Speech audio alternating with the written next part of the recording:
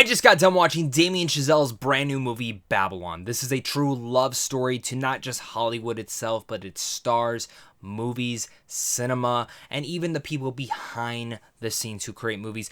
But this movie also doesn't just dive into the greatness of Hollywood, it also does dive into the darker, wilder, more insane and debauchery side of anything in that nature. And this is truly an ode and a love letter to cinema at its finest, and it really might be one of Damien Chazelle's best directed movies yet, if not his best directed film. Isn't my favorite one though? We're gonna talk about that because Babylon stars the likes of Brad Pitt, Margot Robbie, Diego Calva, Gene Smart, Jovan Adepo, and Lee Jun Lee. This movie is about a tale of outsized ambition and outrageous excess as it traces the rise and fall of multiple characters during an era of unbridled decadency and depravity in early Hollywood. Now, again, if you haven't followed me for a while, this is your first video you've ever watched. Hi, my name is Zach. Thank you so much for clicking on this. I am a major fan of Damien Chazelle. La La Land is, again, one of my favorite movies of all time. Whiplash was a movie that is a part of the love story of why I love cinema. And I thought First Man was quite underrated when it came out, and I still think that to its day.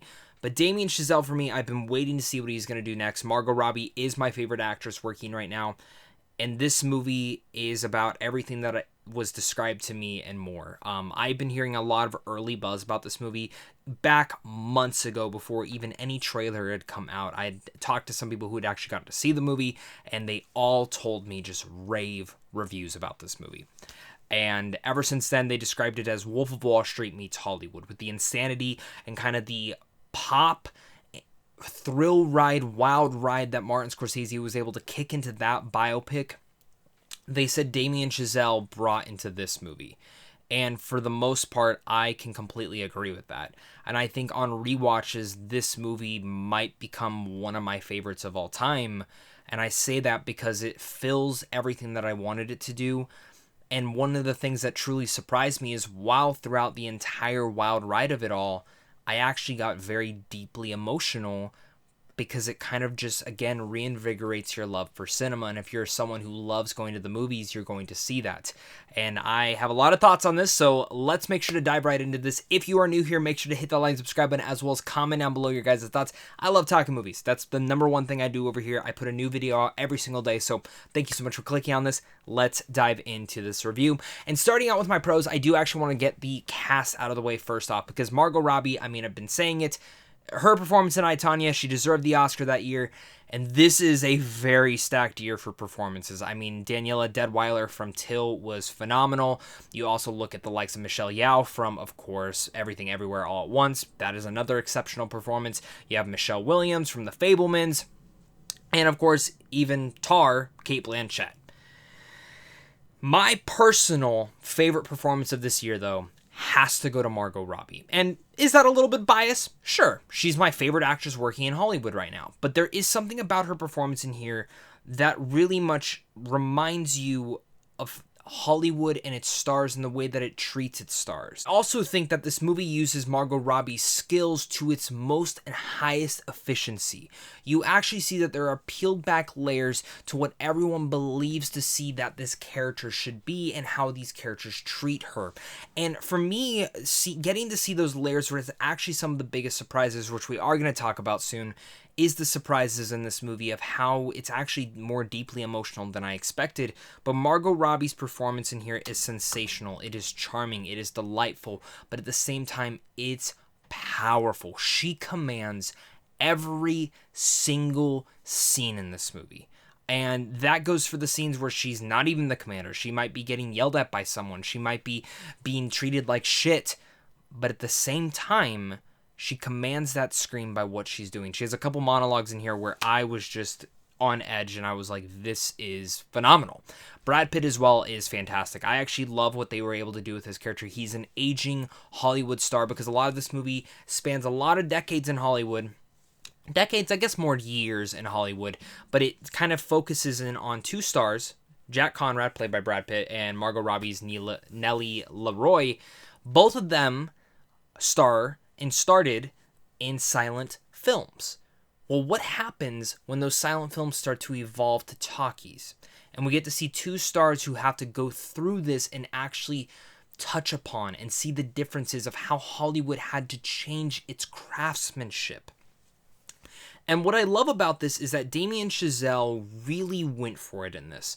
And I can't believe I'm going to mention this, but a Downton Abbey movie came out this year, and they actually touch on this as well. And it was interesting for what they did. Like, I've never watched Downton Abbey personally, but seeing that movie with my grandmother, I knew she really wanted to see it, and that was actually one of the more interesting aspects. And the fact that Babylon is touching on that now made me love this movie even more, because that's a certain period of time in Hollywood where so many changes were happening and so many stars were losing their stardom because they just could not act. They were a pretty face or a pretty person to put on the screen who could perform the movements, but when it came down to the line delivery, it didn't work. And we see a lot of that through Brad Pitt's character. And I saw some comparisons that this seemed like Brad Pitt was doing the same thing that he did in Once Upon a Time in Hollywood. And for the most part, okay, sure, I can see your comparisons there, but there is a more deeply rooted emotional avenue to his character in here that really relates to that, and again, relates to that aspect of an aging Hollywood star that maybe just thinks his time is up. And I love seeing how this film spans all those years, and you get to see all the creation within these two characters, and of course, our main protagonist, played by Diego Calva. I have never seen this guy in anything, but what a star in the making. I say that because I think Diego Calva absolutely crafted such an amazing character that is very easy to follow through, and since we're following so many different characters through this time period in Hollywood, they all stand and represent for something different in this time period, and that's actually one of the things that I was truly surprised by. And Diego Calva is kind of like our look inside Hollywood. We're the ones who aren't a part of Hollywood, who are kind of just shoveling the shit, going through the motions, but want to be a part of that diorama and actually creating and everything of that nature. And seeing how he's able to move up and move along in this is one of the best aspects of this entire film. There's a couple more stars I do want to mention off the top is Jovan Adepo, who I've seen in a couple things. He's fantastic. And Lee Jun Lee, also amazing. Tobey Maguire's not in this movie a lot, but for his one small sequence, he is fantastic, and I loved so much of him. And I actually, those three actors, take Toby out for a second, but talking about Jovan and Lee, I actually kind of wish they would have dove in a little bit more into them. I know this movie's already 3 hours and 10 minutes, but this is another one of those. These two characters, I think, needed a little bit more development because, again, we're following so many different characters. I wish we would have gotten a little bit more of them. And Jean Smart absolutely turns in one of the best monologues of this entire year. Truly enough, her monologue, her final monologue you see in this movie, it is a sensational one, and I actually think she could have been nominated if she got a little bit more to do throughout this movie, but she is, that moment is phenomenal. And again, I don't want to spoil what the monologue is about, but it again goes back to what I was talking about with Brad Pitt. That's the one thing about this movie, is that this whole entire movie is an ode and love story to Hollywood itself. By the very end, the last 10 minutes, you really come to get tears in your eyes, kind of feeling related to everything going on in this movie, and kind of realizing how important cinema is and what the kind of art and fine art that it is. And Damien Chazelle makes this movie on a thematical level that feels relatable to film fans, but also speaks to so many messages that we hear in Hollywood, you know, and it never shies away from some of the deep and dark and wild, insane shit that you could probably even hear from stories in there. And I think what Babylon really is, it's a fairy tale of Hollywood in almost every aspect, whether that's Justin Horowitz's score really bringing that element to life, because this is one of the best scores of the year. If it wasn't for Michael Giacchino's score for The Batman, this would probably be my favorite score of the entire year. I think Horowitz absolutely blew it out of the park. Again, each and every one of the moments when you needed to be lively and wild, you are absolutely engaged, and the pacing is pacing through absolutely at a top tier performance. And then when you needed to slow down and give some emotional avenue, it really resonates. And that's just where it goes to Damien Chazelle. Again, speaking about messages of what Hollywood can do to young and up-and-comers, or people who come to Hollywood to become a star and they get pulled right in and chewed right back out and shot right back out. It's these elements that this film brings about, and it's these elements that I really am excited to dive into and dissect in the future when I revisit this movie, because the first 30 minutes is an insane ride. It at times feels like a damn myth going on, but it just becomes insanity. And I think it's very crude and debauchery, and you see all this wildness happening, and that's the first 30 minutes.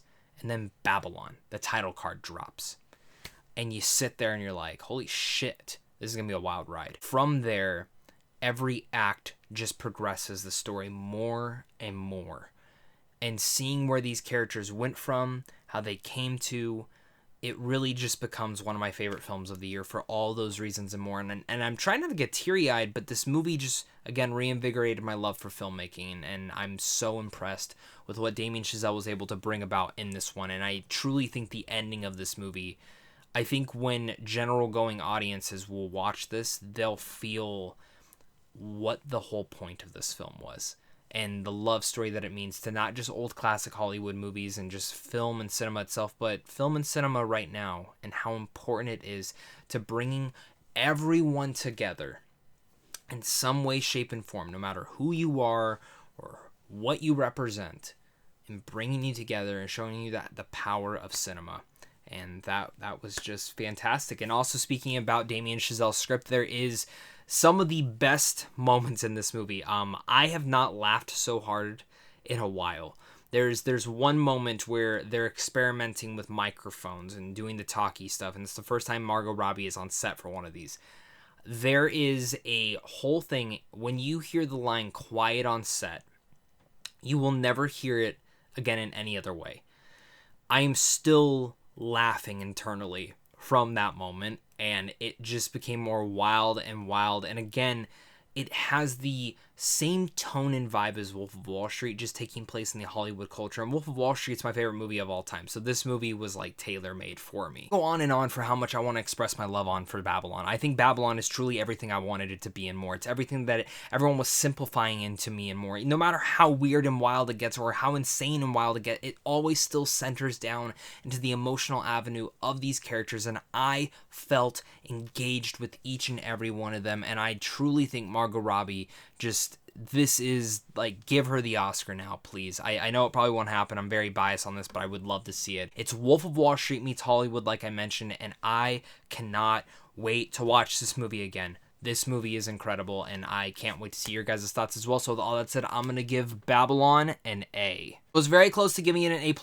The only reason I'm reserving that right now is I do want to see it one more time, because I got a little bit antsy. I'm a little bit exhausted from seeing a lot of movies this week. I saw Avatar the night before, and again, that was another 3-hour movie. So I want to see this movie at least one more time before I reserve the right to give it an A+, because I do think the pacing can be felt at times, but at the same time, I don't know what I would have changed exactly. So with all that said, guys, thank you so much again for watching this. Make sure to hit that like, subscribe, and comment down below your guys' thoughts. And of course, until next time, stay classy.